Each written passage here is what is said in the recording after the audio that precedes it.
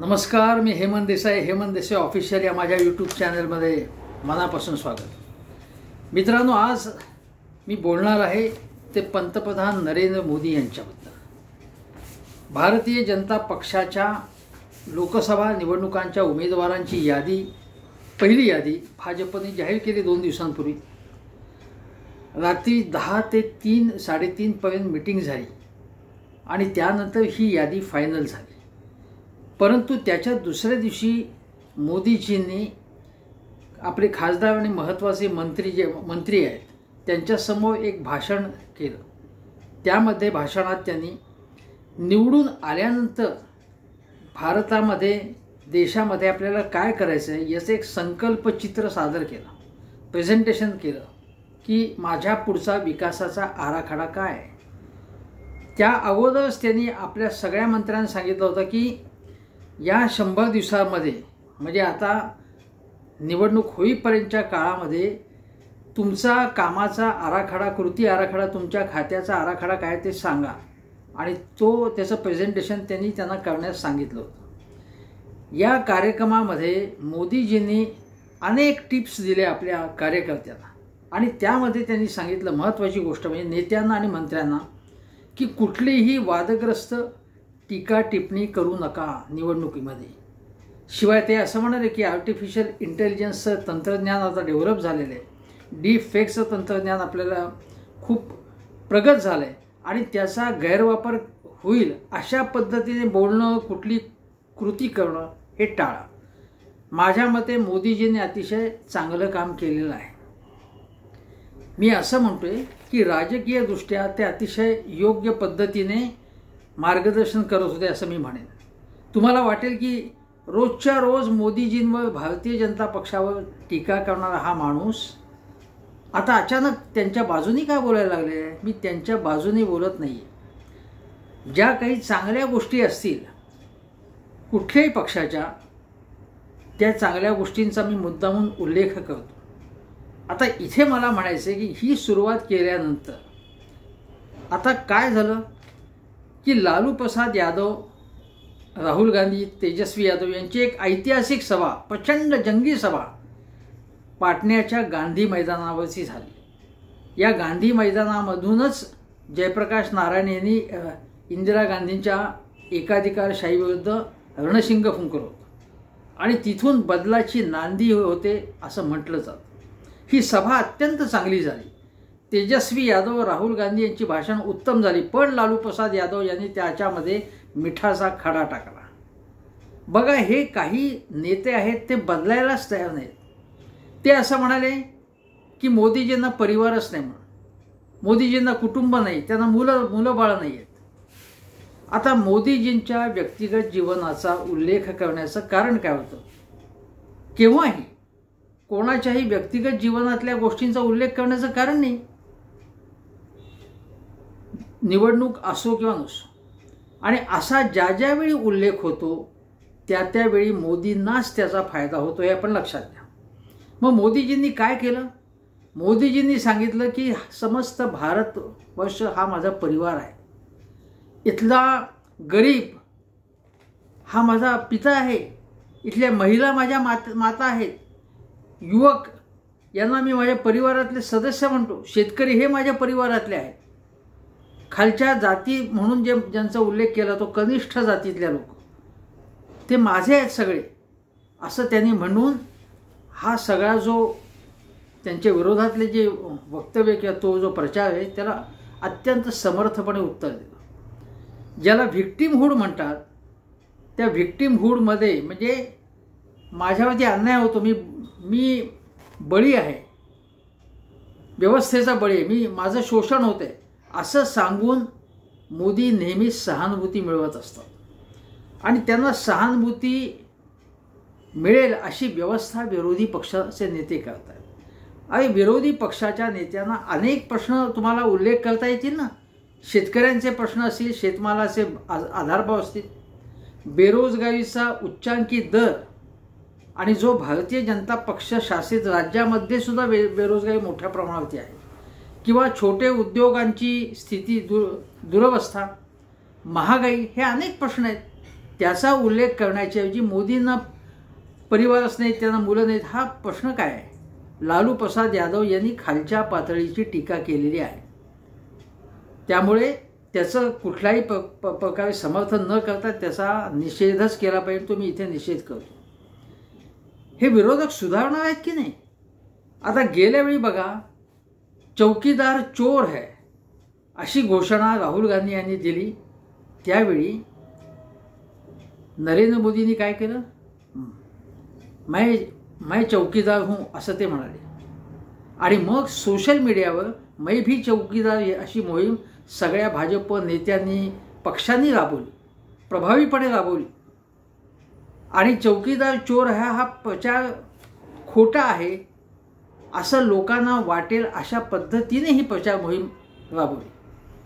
राफेलच्या संदर्भामध्ये राहुल गांधींनी मांडणी केली होती, पण चौकीदार चोर हे आपल्या पंतप्रधानांना एखादा माणूस चोर म्हणतो आणि चोरी त्यांनी केल्याचं तर आपल्याला सहजपणे असं दिसतंय की बाबा इथे चोरी केली असं तर काही दिसत नाही असं लोकांना वाटलं. आणि त्यामुळे ते बुमरॅंग झाला तो प्रचार राहुल गांधींचा. हे आपण लक्षात घेतलं पाहिजे. राहुल गांधींनी मध्यंतरी एका सभेमध्ये सगळेच मोदी आडनावाचे हे असे कसे आहेत अशा प्रकारची टीका केल्यानंतर जणू काही त्याने एका समाजावरती टीका केली असा प्रचार भाजपने केला, पद्धतशीर प्रचार केला आणि त्यांचं सदस्यत्व जाईल इथपर्यंत व्यवस्था केली. पुन्हा सदस्यत्व मिळालं. पण राहुल गांधींनी अशी चूक यापुढे तरी करू नये, यावेळी तरी करू नये. ज्या पद्धतीने गुजरातच्या निवडणुकीमध्ये आणि अन्य निवडणुकीमध्ये तुम्हाला काही वादग्रस्त वक्तव्ये करण्यात आली होती, त्यामध्ये मौत का सौदागर हे सोनिया गांधींनी म्हटलं आणि ते काँग्रेसच्या विरोधात गेलं. लोकांना ते आवडलं नाही अशा प्रकारचं वक्तव्य. आणि काँग्रेसचा सातत्याने गुजरातमध्ये पराभव झाला. अन्य ठिकाणी तर सगळ्या देशात होतोच हे पराभव. मणिशंकर अय्यर यांनी 2014मध्ये चायवाला असं कुत्सित पद्धतीने उल्लेख केल्याबरोबर मोदींनी त्याचा फायदा घेतला. मोदीजी म्हणायचे मी चायवाला का बेटा हूँ, मी चहा विकायचो आणि त्याचा त्यांनी फायदा घेतला की मी शहजादा नाही आहे. शहजादा म्हणजे राहुल गांधी. मी श्रीमंत घरात जन्माला आलो नाही, मी गरीब घरात जन्माला आलो, मी फारसा शिकलेलो नाही असंही ते म्हणतात. आणि तरीसुद्धा या तुम्ही लोकांनी मला या स्थानावरती नेलेलं आहे अशा पद्धतीचा ते प्रचार करतात आणि योग्य पद्धतीने प्रचार करतात. म्हणजे विरोधकांनी वारंवार चुका कराव्यात आणि त्याचा फायदा मोदींनी उचलावा, सहानुभूती स्वतःकडे घ्यावी. माझा बळी दिला जातं एक प्रकार किंवा माझ्यावरती अशा प्रकारची टीका केली जाते की माझा एक प्रकार माझा अन्याय केला जातो आहे. अशा प्रकारे मोदी नेहमी बोलतात आणि त्यांना संधी, अशा बोलण्याची संधी हे विरोधक देतात आणि त्यामुळे मोदींना जनतेतली सहानुभूती मिळते आणि ती अधिकाधिक वाढत गेली आहे. 10 वर्ष सलगपणे एखाद्या नेत्याची लोकप्रियता जवळजवळ तेवढीच राहणं, टिकणं हे मोदींचं श्रेय आहे. हे आपण लक्षात घेतलं पाहिजे. म्हणजे ज्यांचा आपण विरोध करतो त्यांची सुद्धा बलस्थानं आपण लक्षात घेतली आणि त्यांच्या गुणांचं अनुकरण केलं. म्हणजे पक्ष म्हणून पक्ष संघटना कशी चालवावी एखाद्या कॉर्पोरेट पद्धतीप्रमाणे, हे भाजपकडून काँग्रेस आणि अन्य पक्षांनी शिकण्यासारखं आहे. किंवा 24 तास राजकारण कसं करावं हे त्यांच्याकडून शिकण्यासारखं आहे असं माझं स्पष्ट मत आहे. आता अनेक उदाहरणं सांगता येतील. मग मणिशंकर अय्यर असतील, जसं मी ज्यांचा उल्लेख केला, तेव्हा मोदीजी असं म्हणाले होते की मी रोज 2-3 किलो शिव्या खातो आणि तरीसुद्धा काही फरक पडत नाही. म्हणजे उलट त्या सगळ्या शिव्या मी पचवतो, ते हलाहल पचवतो असं त्यांचं म्हणणं होतं आणि मी अधिक दुप्पट जोमाने काम करतो. मोदीजी कशा पद्धतीने राजकीयदृष्ट्या किती हुशारीने वागतात त्याचं हे उदाहरण आहे. आता बघा, राहुल गांधी राजस्थानच्या सभेमध्ये ते काय म्हणाले होते की अहमदाबादची मॅच जी आपली वर्ल्ड कप झाला आपण हरलो आणि त्या मॅचला मोदीजी हजर होते. तेव्हा मोदी हे पनौती आहेत असं राहुल गांधी म्हणाले. त्याचाही फायदा मोदीजींनाच झाला. आणि आज जसं मी म्हटलं की आज मोदीजींना परिवार नाही असं जेव्हा टीका झाली लालू यादवांकडून, तेव्हा भाजपने ही मोहीम राबवली आहे की मी मोदीजींच्या परिवारातला आहे. अमित शहा, नितीन गडकरी, राजनाथ सिंग पासून देवेंद्र फडणवीस, चंद्रकांत दादा पाटील सगळ्यांच्या सोशल मीडियावरती आम्ही मोदीजींच्या परिवाराचे सदस्य होत असं म्हटलेलं आहे. सोशल मीडियावरून ही कॅम्पेनच करण्यात आलेलं आहे. त्यामुळे लालू प्रसाद यादवांची ही टीका मोदीजींच्या आणि भाजपच्या पथ्यावर पडलेली आहे. आता दुसरे एक गोष्ट आहेत सॅम पित्रोडा. हे असतात परदेशामध्ये, अतिशय हुशार गोष्ट आहेत. राजीव गांधी यांच्याबरोबर त्यांनी अत्यंत चांगलं काम केलं आहे. टेक्नॉलॉजी मिशन असेल, टेलिकम्युनिकेशन, कम्प्युटर क्रांतीमध्ये सॅम पित्रोडा यांचा मोठा रोल आहे.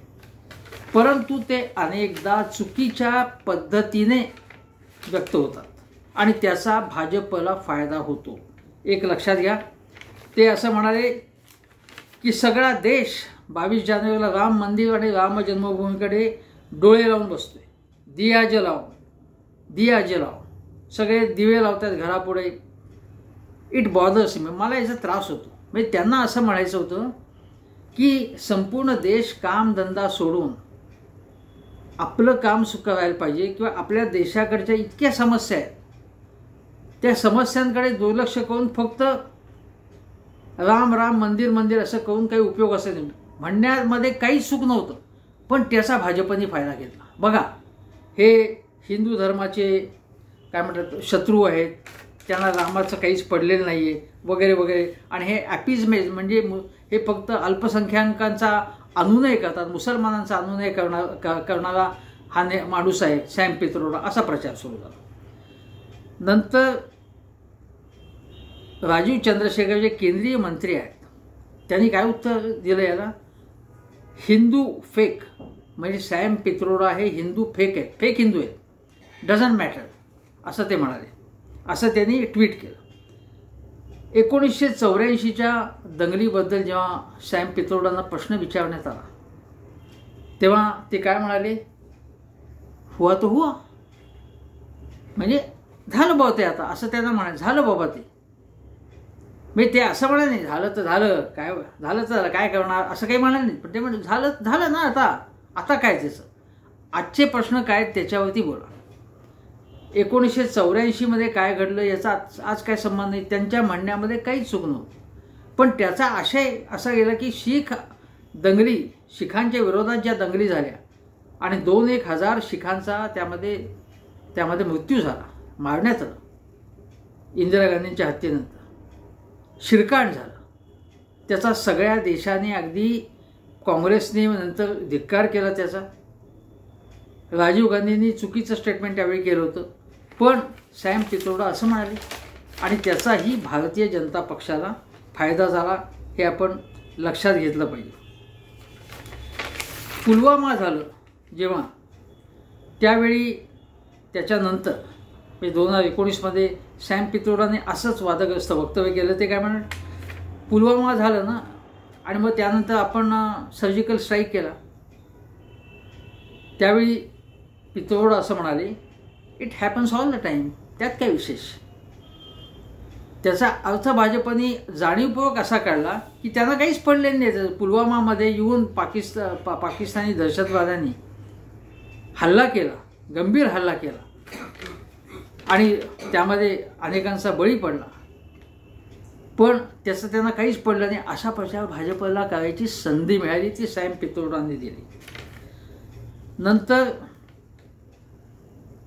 ते असं म्हणाले होते की मुंबईवरती जो हल्ला झाला त्यावेळी 8-9 दहशतवादी आले हां, आणि त्यामुळे त्याच्यानंतर भारत आणि पाकिस्तानचे संबंध बिघडतच गेले. ते म्हणाले वेगळ्या संदर्भामध्ये सॅम पित्रोडा की काही दहशतवादी आले, त्यांनी हल्ला केला, त्याच्यामुळे सगळ्या पाकिस्तानच्या सर्वसामान्य जनतेशी दुश्मनी करण्याचं कारण काय, कारण नाही. दोन देशातले संबंध सुधारले तर त्याचा दोघांनाही फायदा आहे असं त्यांना म्हणायचं होतं. पण त्या अशा पद्धतीने बोलले की जणू काही ते पाकिस्तानच्याच भाषेत बोलतायत असा प्रचार करण्याची संधी भाजपला मिळाली. भाजपने मग काय म्हटलं की पाकिस्तानचा राष्ट्रीय दिन असेल तो सोहळासुद्धा आता काँग्रेस अध्यक्षांच्या वतीने सॅम पित्रोडा तुम्ही साजरा करा असं उपहासात्मक वक्तव्य करण्यात आलं. नंतर सुब्रमण्यम स्वामी ते काय म्हणाले होते, ते म्हणाले की Modi like Ravan while claiming to be religious is demolishing or grabbing temples as in Varanasi and Uttarakhand. Subramanian Swamy असं म्हणाले की रावणाप्रमाणे मोदी वागत आहेत. सुब्रमण्यम स्वामी भाजपमध्ये आहेत पण बंडखोर आहेत आणि ते मंदिरांच्या पुनर्निर्माणाच्या नावाखाली मंदिरं ही म्हणजे जवळजवळ डेमोलिश करत आहेत, पाडून टाकतात किंवा बळकावत आहेत त्या जागा. हे वाराणसीला उत्तराखंडमध्ये घडलं, खरं म्हणजे तसं काही घडलेलं नाही आहे. ही चुकीची टीका आहे. आणि जेव्हा स्वामी पंढरपूरला गेले तेव्हा ते म्हणाले की फडणवीससुद्धा आता या पंढरपूरमध्ये अशाच प्रकारे विनाश करत आहेत त्या जागेचा, त्या तीर्थक्षेत्राचा. वास्तविक फडणवीससुद्धा असं काहीही करत नाही. पण याचा उल्लेख राष्ट्रवादीच्याच माझ्या आठवणीप्रमाणे एका जे सतत वादग्रस्त स्टेटमेंट करत असतात अजितदादांच्या जवळचे, त्यांनी याचा उल्लेख केला विधान परिषदेमध्ये. त्यावेळी त्यांना माफी मागण्यास सांगण्यात आली. सगळ्यांनी गलका केला आणि माफी मागावी लागली त्यांना. वास्तविक पंढरपूरमध्ये असं काही घडत नाही आहे. पण बघा विरोधी पक्षांच्या फायदा व्हावा असं हे काँग्रेसवाले किंवा बाकीचे नेते, त्यावेळी अजितदादा गट हा राष्ट्रवादीमध्येच होता, म्हणजे तो काही फुटलेला नव्हता, हे लोक अशा प्रकारची स्टेटमेंट्स करतात. आता बघा जेव्हा मी तुम्हाला सांगितलं की मोदीजींनी नितीश कुमार आता त्यांच्या बाजूला आले, तर नितीश कुमार यांचं कौतुक केलं की त्यांच्याकडे काही घराणेशाही नाही, लालूंच्या घरात घराणेशाही. म्हणजे लालू मुख्यमंत्री होते, त्यांना जेव्हा तुरुंगात जायला लागले तेव्हा राबडी देवी मुख्यमंत्री झाल्या. त्यानंतर आता तेजस्वी यादव उपमुख्यमंत्री आहेत. तेजस्वींचे दुसरे बंधू आहेत, मला वाटतं तेज, त्यांनासुद्धा ते सुद्धा राजकारणात आहेत. नंतर राबडी देवांचा एक भाऊ, तोही राजकारणात होता, वादग्रस्त होता, तो राजकारणामध्ये राजकीय क्षेत्रात किंवा जवळपास होता, वावरत होता. ही घराणेशाही आहे हे नाकारण्याचं कारण नाही असं म्हणणं भाग आहे. आणि त्याचं उत्तर म्हणजे लालू प्रसाद यादव यांनी त्या सभेमध्ये भाषण करताना प्रश्न मांडायला पाहिजे होते. बिहारचे किंवा बिहारला विकास पॅकेज मिळत नाही आहे, बिहारमध्ये बेरोजगारीचा प्रश्न सोडवला जात नाही आहे, नितीश कुमार सरकार काही करत नाही, हे त्याला बोलायला पाहिजे होतं. पण ते तसं बोलले नाही. त्यानंतर बघा की मध्यंतरी दिग्विजय सिंग जे आहेत तेही अशा पद्धतीची आतताई, वादग्रस्त आणि वाह्यात टीका करण्याबद्दल प्रसिद्ध आहे. हे मणिशंकर अय्यर, सॅम पित्रोडा, दिग्विजय सिंग यांनी हे काहीही केलं नाही. खरं म्हणजे राजकारणातनं संन्यास घेतला तर काँग्रेसचा फायदा होईल अशी स्थिती कधी कधी आहे की काय असं वाटतं. म्हणजे हे काँग्रेसचा फायदा होईल अशा पद्धतीने काम करण्याच्याऐवजी काँग्रेसचं नुकसानच करतात. आता मेरे 2 अचीवमेंट्स म्हणजे दिग्विजय सिंगांनी ट्वीट केलं होतं बघा, किंवा रिट्वीट केलं होतं कोणा, मेरे 2 अचीवमेंट्स भक्तों को XXX फुली बनाया. हां, आणि XXX फुले वाल्यांना भक्त बनाया. पुन्हा सांगतो, मेरे 2 अचीवमेंट्स भक्तों को फुली बनाया, मी ते शब्द उच्चारत नाही. आणि दुसरं फुली उनको भक्त बनाया असं त्यांनी पंतप्रधानांना उद्देशून एक ट्विट केलं होतं. दिग्विजय सिंगांचा रास्तपणे निषेध झाला. शहानवाज हुसेन जे केंद्रीय मंत्री राहिले त्यांच्यापासून अनेकांनी दिग्विजय सिंग यांचा रास्तपणे निषेध केला. आता उद्धव ठाकरेमध्ये म्हणाले ते वेगळ्या पद्धतीने म्हणाले. ते म्हणाले की 2-3 किलो शिव्या खातो असं मोदीजी म्हणाले. पण तुमची भोके पडलेली इथली टिनपाट मंडळी आम्हाला काय रसगुल्ला खायला घालतात का, असं उद्धव ठाकरेंनी सुनावलं होतं. मग हे बरोबर आहे की मोदीजींनी समजा काल सांगितलं की बाबा आता तुम्ही वादग्रस्त वक्तव्य करू नका, शिव्या देऊ नका किंवा काही असं करू नका. पण मग नारायण राणे ज्या पद्धतीने किंवा त्यांचे चिरंजीव दोघंही ज्या पद्धतीने उद्धव ठाकरेंबद्दल बोलतात त्याच्याबद्दल काय, किंवा इतर भाजपचे नेते वाटेल ते बोलतात,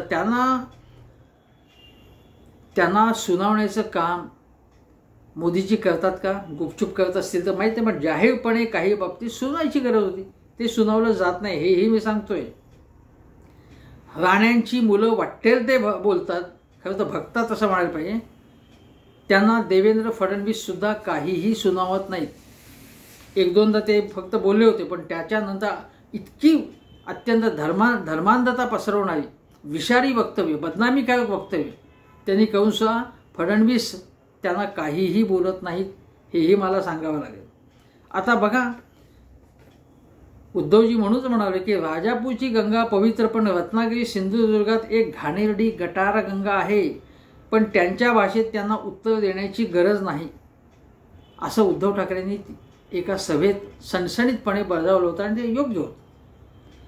आता काँग्रेसचे एक नेते सलमान निजामी नावाचे, तर मोदीजींनी अहमदाबादेत उल्लेख केला की मोदींचे आईवडील कोण आहेत, असा त्यांनी प्रश्न विचारला. तो कोण सलमान निजामी म्हणून कोण नेता होता तेव्हा. आता याला काय, मोदींचे आईवडील कोण आहेत, तुम्हाला काय करायचं त्याच्याशी. त्यांच्या व्यक्तिगत जीवनावरती काही निंदा करणारी वक्तव्य करण्याचं कारण काय. काँग्रेसच्या एका विदर्भातल्या नेत्यांनी, नाना पटोलेने एक वक्तव्य केलं होतंच, पण ते सोडून द्या. अजून एक, त्यांचं नाव फारसे प्रसिद्ध नाहीत, त्यांनी तर अत्यंत भयानक वक्तव्य केलं होतं मोदींच्या विरोधात. आणि काँग्रेस गाळात चाललेली आहे, अजून गाळात घालायची का तुम्हाला ती. दुसरी गोष्ट, आता मी पुन्हा एक गोष्ट सांगितली होती की प्रियांका गांधी यांनी नीच राजनीती म्हणजे खालच्या स्तराची राजनीती असा एकदा उल्लेख केला होता.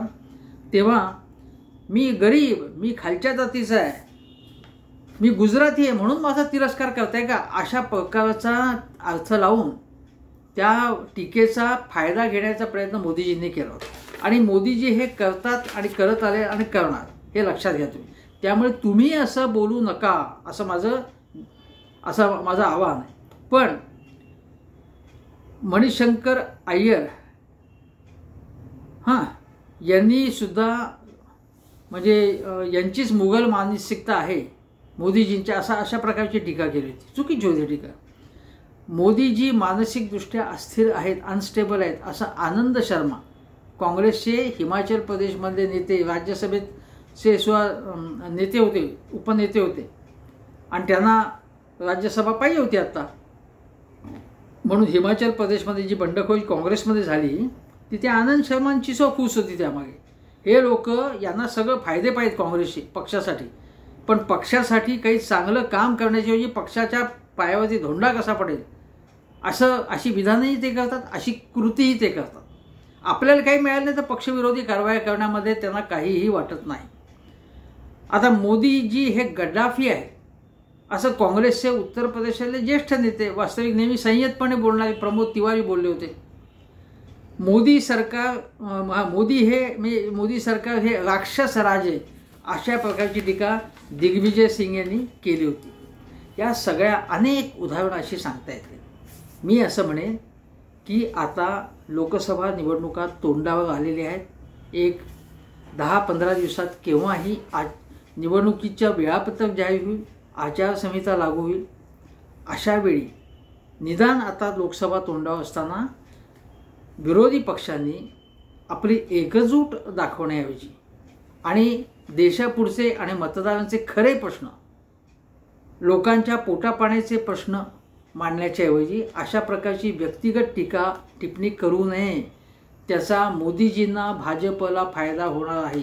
आत्ताच मोदीजींनी सांगायला सुरुवात केली आहे की आमचं सरकार येणारच आहे, आम्ही सगळं सरकार आमचं प्रस्थापित झाल्यावरती काय करायचं, लगेच कोणती धोरणं आखायची, प्रत्येक खात्यानिहाय काय काय कार्यक्रम हाती घ्यायचे, कोणत्या योजना हाती घ्यायच्या, हे आमचं सगळं ठरलेलं आहे. कारण आमचं सरकार येणार आहे, असं ते नॅरेटिव्ह, अशा प्रकारचं एक लोकांच्या मनावरती नॅरेटिव्ह बिंबवत आहेत की निवडणूक फक्त एक तांत्रिक गोष्ट आहे, विजय आमचाच आहे, इतका कॉन्फिडन्स भाजपला आहे असं भाजपतर्फे दाखवलं जात आहे.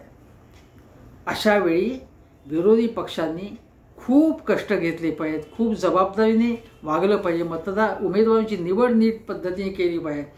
विरोधी आघाडीमध्ये, इंडिया आघाडीत एकमेकांच्या विरोधातमध्ये स्टेटमेंट्स काढली गेली नाही पाहिजेत, किंवा एखाद्याला तिकीट मिळाले नाही तर त्यांच्या विरोधात बंडखोरी न करणं, किंवा त्या उमेदवाराच्या विरोधातल्या लोकांनी जाहीर स्टेटमेंट्स न करणं. आणि मुख्य म्हणजे भारतीय जनता पक्ष असेल, संघ असेल, मंत्री असेल, भाजप असेल, नेते असेल, त्यांच्या विरोधात विषारी, अत्यंत खालच्या पातळीची व्यक्तिगत टीका टिप्पणी करू नये. नाही तर काँग्रेस पक्ष असेल किंवा अन्य पक्ष असेल आणखीन खोल खड्ड्यात जातील. तुम्हाला खड्ड्यात जायचं आहे का तुम्हाला सुधारायचं आहे? तुम्ही सुधारणार कधी? का पुन्हा पुन्हा मतदारांनी जोरात थपडा मारल्यानंतर सुद्धा तुम्हाला अक्कल येणार नसेल तर तुमच्याबद्दल कोणाला सहानुभूती वाटेल? आज सहानुभूती आणि प्रेम मोदीजींबद्दलच वाटते लोकांना. हे चित्र बदलायचं असेल तर पर्यायी कार्यक्रम द्या, सकारात्मक कार्यक्रम द्या. तुमचा काय अजेंडा आहे तो लोकांपुढे मांडला, जनतेचे आणि देशाचे प्रश्न मांडला. गलिच्छ वाह्यात टिप्पणी करू नका असं माझं विरोधी पक्षातल्या नेत्यांना आणि कार्यकर्त्यांना आवाहन आहे. हे आवडो ना आवडो पण हे सांगणं मला भाग आहे. एवढंच सांगतो आणि इथेच थांबण्यापूर्वी हेमंत देसाई ऑफिशियल हा माझा यूट्यूब चॅनल जरूर पहा. शेजारचं बेल आयकनचं बटन दाबा, सबस्क्राईब करा आणि हा चॅनल नियमितपणे पहा आणि शेअर करा व्हिडिओ. एवढंच आवाहन करतो आणि इथेच थांबतो. नमस्कार.